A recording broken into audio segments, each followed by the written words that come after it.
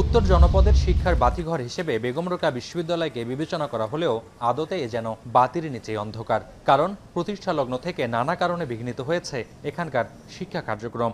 কখনো ভিসি বিরোধী আন্দোলন কিংবা শিক্ষক ধর্মঘট, আবার কখনো বা রাজনৈতিক সংঘাত, এমনকি কর্মচারীদের আন্দোলনেও প্রায় স্থবিরতা নেমেছে এই ৭৫ একরের সবুজ চত্বরে। সবশেষ পেনশন স্কিমে নিজেদের অন্তর্ভুক্তি বাতিল ও পরে বৈষম্য বিরোধী আন্দোলনের জেরে প্রায় ৩ মাসেরও বেশি সময় বন্ধ ছিল এ ক্যাম্পাসের শিক্ষা ও পরীক্ষা কার্যক্রম। আওয়ামী লীগ সরকার পতনের পর ৯ আগস্ট তৎকালীন উপাচার্য হাসিবুর রহমানের পদত্যাগের পর ভেঙে পড়ে বেরোবির প্রশাসনিক কার্যক্রম।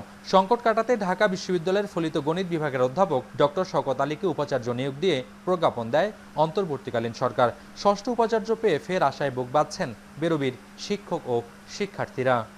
একটা হল আছে আর একটা নির্মাণাধীন, আরো দুই একটা হল হইলে হয়তো মেয়েদের জন্য অনেক সুবিধা হবে। নতুন একাডেমিক ভবন তৈরি করলে বিষয়টা আমাদের জন্য আরো ভালো হয়। নতুন ভিসি নিয়োগ পেয়েছেন, তো তার কাছে আমাদের প্রত্যাশা থাকবে তিনি যত দ্রুত সম্ভব একাডেমিক কার্যক্রমগুলো চালু করবেন। আমরা মনে করি যোগ্যতার ভিত্তিতে এবং যারা শিক্ষার্থীদের কল্যাণের কথা চিন্তা করবেন তাদেরকে সাথে নিয়ে উপাচার্য এই বিশ্ববিদ্যালয়কে এগিয়ে নেওয়ার কাজটুকু করবেন। ১৬ জুলাই ক্যাম্পাসের শিক্ষার্থী আবু সাহিদের শাহাদাত বরণের পর ঘুরে যায় কোটা সংস্কার আন্দোলনের মোড়। পট পরিবর্তনের পর উপাচার্য নিয়োগের দাবিতে ২ দফায় আন্দোলন ও সবশেষ রংপুর ব্লকের কর্মসূচি পালন করে বিক্ষুব্ধ শিক্ষার্থীরা।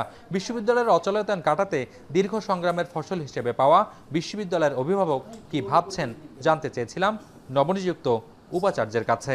এই বিশ্ববিদ্যালয়কে সম্পূর্ণ আবাসিক বিশ্ববিদ্যালয় হিসেবে গড়ে তোলার যে পরিকল্পনা, সেটা আমি হাতে নেওয়ার একটা পরিকল্পনা নিয়েছি। সেই পরিকল্পনা বাস্তবায়নের জন্য আমি আপনাদের সহ শিক্ষক মণ্ডলী, কর্মচারী সবার সহযোগিতা কামনা করছি। ১.৫ দশক আগে তত্ত্বাবধায়ক সরকারের হাত ধরে প্রতিষ্ঠিত বেগম রোকেয়া বিশ্ববিদ্যালয়ে বর্তমানে ৬টি অনুষদের অধীনে ২২টি বিভাগে শিক্ষা কার্যক্রম চলছে।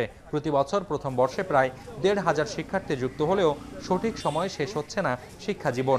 আর গবেষণায় যথেষ্ট সুযোগ না থাকায় পড়াশোনা শেষে এখানকার শিক্ষার্থীরা চাকুরি বাজারে ক্রমশ পিছিয়ে পড়ছে। একই সঙ্গে তাদের ভিতরে বাসা বাঁধছে বেকারত্বের ঝুঁকি। এর আগে ৫ জন উপাচার্যের মধ্যে ৪ জনই পূর্ণ মেয়াদে দায়িত্ব পালন শেষ করতে পারেনি। ব্যতিক্রম কেবল চতুর্থ উপাচার্য ডক্টর নাজমুল হাসান কলিমুল্লাহ। তিনি ৪ বছর মেয়াদ শেষ করেছেন, তবে তার বিরুদ্ধে অবকাঠামো নির্মাণে দুর্নীতি, বিশ্ববিদ্যালয়ে উপস্থিত না থাকা সহ মধ্যরাতে ক্লাস নেয়ার মতো অনিয়মের অভিযোগে অভিযুক্ত তিনি। এমন প্রেক্ষাপটে নতুন ভিসি কতটা সুচারুরূপে বিশ্ববিদ্যালয়ের কার্যক্রম পরিচালনা করে বিশ্ববিদ্যালয়টিকে একটি আদর্শ ক্যাম্পাস হিসেবে তুলে ধরতে পারেন, সেটি এখন দেখার অপেক্ষা। মোকাররম হোসাইন, এখন রংপুর।